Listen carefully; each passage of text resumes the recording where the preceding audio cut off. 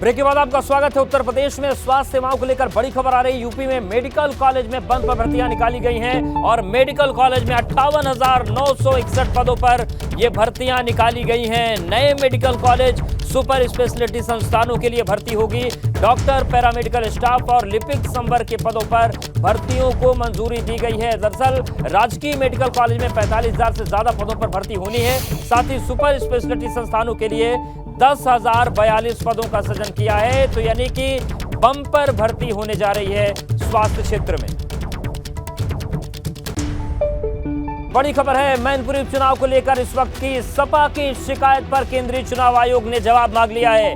मैनपुरी इटावा के एसएसपी से चुनाव आयोग ने जवाब मांगा है और मैनपुरी इटावा के एसएसपी से जवाब मांगा गया है कि आखिर पुलिस अधिकारियों का तबादला बिना चुनाव आयोग की अनुमति के कैसे कर दिया गया। चुनाव आयोग ने इसके साथ ही साथ 6 पुलिस अधिकारियों को तुरंत रिलीव करने को कहा है और चुनाव आयोग ने यह आदेश राम गोपाल यादव की तरफ से दी गई शिकायत पर कार्रवाई करते हुए की है। अखिलेश यादव लोकसभा उपचुनाव में प्रचार करने रामपुर नहीं गए थे, लेकिन विधानसभा उपचुनाव में आजम खान की मदद करने के लिए आज अखिलेश रामपुर पहुंचे। अखिलेश यादव जब भाषण देने के लिए माइक के पास पहुंचे तो आजम खान ने खुद अखिलेश यादव के नारे लगवाए। अखिलेश यादव ने रामपुर में सभा को संबोधित करते हुए कहा कि ये उपचुनाव बेइज्जती का बदला लेने का चुनाव है। ये रामपुर का चुनाव नहीं है, इस सरकार को हिलाने का चुनाव है और आजम खान के साथ जो अन्याय हुआ उसका चुनाव। अखिलेश यादव ने एक बार फिर उप मुख्यमंत्री केशव प्रसाद मौर्य पर तंज कसते हुए उन्हें मुख्यमंत्री बनने का ऑफर दे दिया। लाओ अपने 100 विधायक, हम 100 विधायक आपके साथ तैयार है, सरकार बना लो और मुख्यमंत्री बन जाओ। क्या डिप्टी सीएम बने घूम रहे हो। वहीं अखिलेश यादव ने सरकार पर सपा नेताओं पर दुर्भावनापूर्ण कार्रवाई करने का आरोप लगाते हुए कहा कि सपा सरकार बनने पर वो भी करेंगे जो उनके नेताओं के साथ हो रहा है। एक तरफ बीजेपी और दूसरी तरफ समाजवादी पार्टी। एक तरफ वो लोग जो अन्याय कर रहे हैं, अपमानित कर रहे हैं, झूठे मुकदमे लगा रहे हैं। हालांकि अखिलेश यादव ने रामपुर में करीब 10 मिनट में ही अपना भाषण खत्म कर दिया और वापस मैनपुरी के लिए रवाना हो गए। तो रामपुर के चुनाव में आजम खान पहले से ही तल्ख बयानबाजी कर रहे हैं, लेकिन आज अखिलेश यादव की मौजूदगी में एक बार फिर आजम खान बोलते बोलते बहुत कुछ बोल गए। अखिलेश यादव की मौजूदगी में आजम खान ने मंच से ही एक बार फिर सारा गुबार निकाल दिया। बोलते बोलते चुनाव आयोग के खिलाफ आपत्तिजनक बयान दे दिया। चीफ इलेक्शन कमिश्नर साहब, आप यहाँ आ जाओ, ये 2 सर्टिफिकेट मिलेगा, हम भी ताली बजाएं। जरूरी थोड़ी है आप भी कर लो, हमें बनाओ। नहीं, सियासत नहीं होती। आजम खान सिर्फ इतने भर से नहीं रुके, खुद के खिलाफ हुई कार्रवाई को अपने ऊपर हुई ज्यादती बताने वाले आजम खान ने नाम लिए बिना भाजपा सरकार में मुसलमानों पर ज्यादती करने का आरोप लगा दिया और भाषण के दौरान अजान की आवाज आने पर आजम खान ने तंज कसते हुए अजान बंद करवाने को कह दिया। ये अजान की आवाज कैसे आई? लगता है इसमें साहब का आदेश चला नहीं। कौन सा थाना है ये? अरे इंचार्ज साहब, तबादला हो जाएगा, आवाज आ रही है, उतारवाओ इस स्पीकर को। आजम ने एक बार फिर अपने ऊपर मुकदमे दर्ज करवाने वालों को कोसते हुए कहा कि कभी मुलायम सिंह यादव के आने पर जो रामपुर जोश से भर जाता था, उसी रामपुर में अब पुलिस का पहरा है। रामपुर उपचुनाव में प्रचार का आखिरी 2 दिन बाकी है और अब आजम खान को जवाब देने के लिए भाजपा ने आजम की धुर विरोधी और पूर्व सांसद जयाप्रदा को मैदान में उतार दिया है। जयाप्रदा ने रामपुर पहुंचते ही भाजपा प्रत्याशी आकाश सक्सेना के लिए प्रचार शुरू कर दिया और सीधे आजम खान पर हमला बोलते हुए कहा कि आजम खान किसी का सम्मान नहीं करते, इसलिए कानून से उन्हें सजा मिली है। महिलाओं को उन्होंने कभी भी सम्मान नहीं दिया। तो ऑफिसर्स हैं, उनके बारे में आप ऐसे गलत टिप्पणी करते हैं, क्या आपको छोड़ेंगे कोई? जया रामपुर लोकसभा सीट से ही 2 बार सपा की सांसद रह चुकी हैं और 2019 लोकसभा चुनाव में उन्होंने भाजपा के टिकट पर आजम खान को चुनौती दी थी और आजम खान ने प्रचार के दौरान जयाप्रदा पर अभद्र टिप्पणी की थी। जयाप्रदा ने कहा, जो भी हो रहा है वो आजम खान के कर्मों का ही हिसाब है। उन्होंने अपने किए हुए कर्मों के हिसाब से ही ये सजा मिली है। जयाप्रदा ने कहा कि जब वो सांसद थी तब भी आजम खान उन्हें रामपुर नहीं आने देते थे, लेकिन अब आजम खान वो आजम खान नहीं रहे। वो मुझे रहने नहीं देते थे, तो मैं मुरादाबाद जाके वहाँ पे रात में आराम करके सुबह में यहाँ पे काम करने आती थी। जयाप्रदा ने कहा कि जिस तरह रामपुर लोकसभा उपचुनाव में भाजपा की जीत हुई, उसी तरह विधानसभा चुनाव में भी रामपुर विधानसभा सीट पर कमल खिलेगा। रामपुर में भाजपा का समर्थन करने के बाद कांग्रेस के नवाब काजिम अली खान पर कार्रवाई करते उन्हें पार्टी से बाहर कर दिया गया है। नवाब काजिम अली खान ने कांग्रेस में रहते हुए रामपुर विधानसभा चुनाव के लिए भाजपा प्रत्याशी आकाश सक्सेना के समर्थन का ऐलान किया है, क्योंकि कांग्रेस उपचुनाव नहीं लड़ रही है। लेकिन नवाब काजिम के इस कदम को अनुशासनहीनता मानते हुए कांग्रेस ने उन्हें 6 साल के लिए पार्टी से निष्कासित कर दिया। हमारा कोई भी चुनाव लड़ने वाला या कोई भी पदाधिकारी खुलेआम भाजपा के साथ जाकर के खड़ा हो, उनके साथ काम करे, तो ये कांग्रेस कैसे बर्दाश्त करेगी। इस बीच रामपुर में ही नवाब काजिम अली खान की यूपी के कैबिनेट मंत्री जितिन प्रसाद से मुलाकात की तस्वीरें सामने आई हैं, जिसके बाद नवाब काजिम अली के भाजपा में शामिल होने की चर्चा तेज हो गई है। ये छोटी मोटी कार्रवाइयाँ मेरे मकसद में कभी रुकावट नहीं बन सकती हैं। आज भी मेरा जो फैसला है वो अटल है। पूरी तरह से आकाश सक्सेना का मैं समर्थन अब भी कर रहा हूँ। नवाब काजिम अली खान पूर्व सांसद बेगम नूर बानो के बेटे हैं और सालों से नवाब खानदान के साथ आजम खान की अदावत जारी है।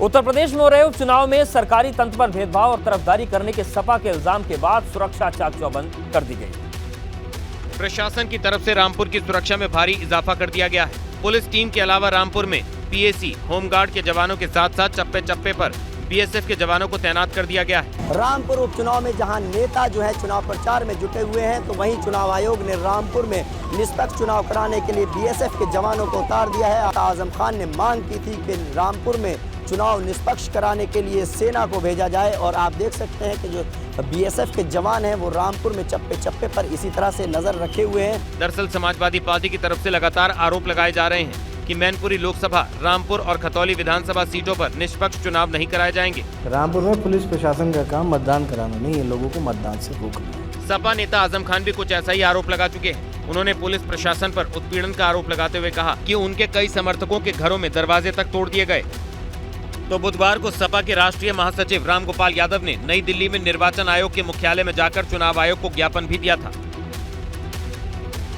भाजपा के बड़े नेता सपा के गढ़ मैनपुरी में लगातार कैंप कर रहे हैं और भाजपा उम्मीदवार को जिताने की अपील कर रहे हैं। भारतीय जनता पार्टी के उत्तर प्रदेश यूनिट के अध्यक्ष भूपेंद्र चौधरी ने सपा के परिवारवाद के खिलाफ जमकर हल्ला बोला है। कुछ समाजवादी परिवार से वंशवाद की तरफ बढ़ रही है। माननीय मुलायम सिंह जी से लेके आज अखिलेश यादव जी तक पहुंची। लोकसभा के चुनाव भी वो लड़ेंगे, विधानसभा के चुनाव भी लड़ेंगे।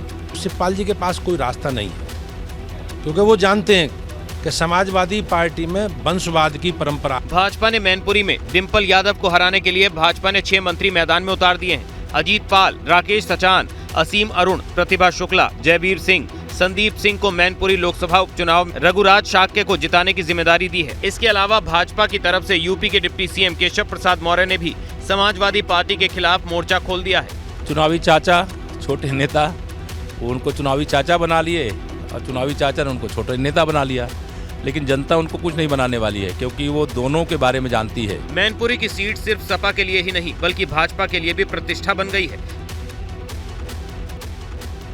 और अब बात करते हैं विधायक इरफान सोलंकी की। उनके भाई रिजवान की अग्रिम जमानत की अर्जी पर सुनवाई के लिए एक और तारीख मिली है और अगली सुनवाई अब 5 दिसंबर को होगी। सपा विधायक इरफान सोलंकी और उनके भाई रिजवान सोलंकी की अग्रिम जमानत पर गुरुवार को भी कोई फैसला नहीं हो सका। आरोपित पक्ष के वकील ने अदालत को जानकारी दी कि उनके मुवक्किल के खिलाफ ग्वालटोली थाने में एक और मुकदमा दर्ज हो गया है, जिसकी वजह से उन्हें जिरह के लिए और वक्त चाहिए। अदालत ने अनुरोध को स्वीकार करते हुए 5 दिसंबर की तारीख अगली सुनवाई के लिए तय की है। नया फर्जी मुकदमा परसों रात में पुलिस ने कायम कर दिया। तथ्यों को और उनकी खिलाफ सबूत देने के लिए न्यायालय से समय मांगा। जबकि सरकारी पक्ष के वकील ने विधायक के भाई की ओर से दिए गए शपथ पत्र को लेकर आपत्ति जताई। दोनों पक्षों को सुनने के बाद अदालत ने इस मामले में एक और तारीख दे दी।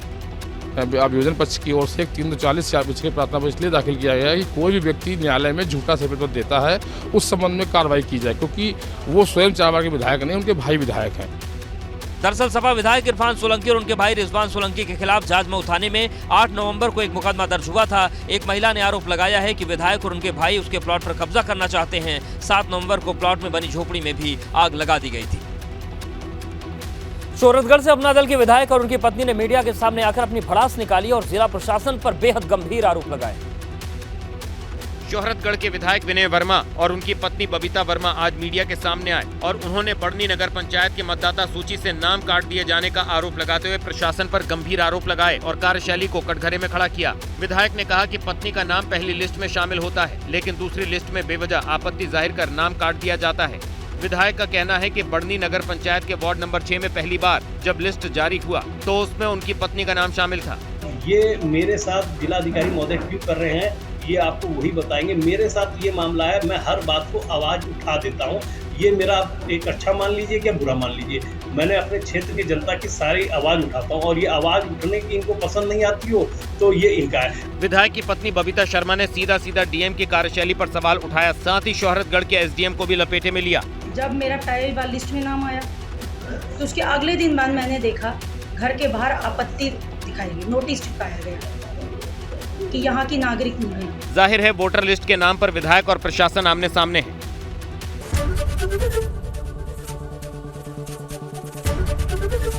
एबीपी गंगा, खबर आपकी, जुबान आपकी।